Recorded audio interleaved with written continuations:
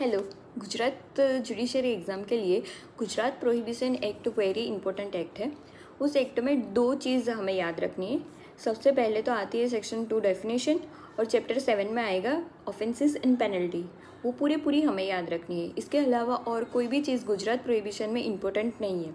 तो आज मैं आप सबको गुजरात प्रोहिबिशन एक्ट में से डेफिनेशन के बारे में बताऊँगी और इसमें से जो भी इम्पोर्टेंट डेफिनेशन है वो मैं आपको नोट डाउन करवाऊँगी। डेफिनेशन के साथ साथ उसके मैं कीवर्ड भी बताऊंगी, जिससे डेफिनेशन याद रखने की और उसके नंबर याद रखने में बहुत इजी रहेगा।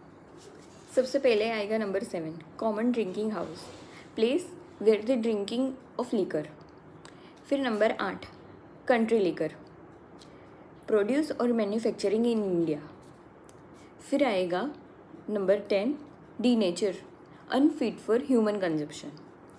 फिर आएगा 10A, denature spirituous preparation, any liquid preparation made with and containing denature spirit or denature alcohol. Number 17, foreign liquor, manufacturing or produce outside the India. Number 18, hemp, any variety of Indian hemp plant which intoxicant drug can be produced, for example weed. 19A, household. Household means a group of person residing but not include servant. Number 22, intoxicant means any liquor, intoxicating drug, opium or any other substance. Number 23, intoxicant drug. Intoxicant drug में आएगा गांजा, चरस, any mixture और any other intoxicant और narcotic drug.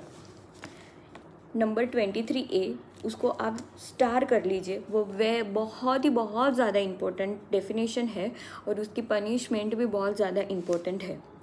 Number 23A, लत्था।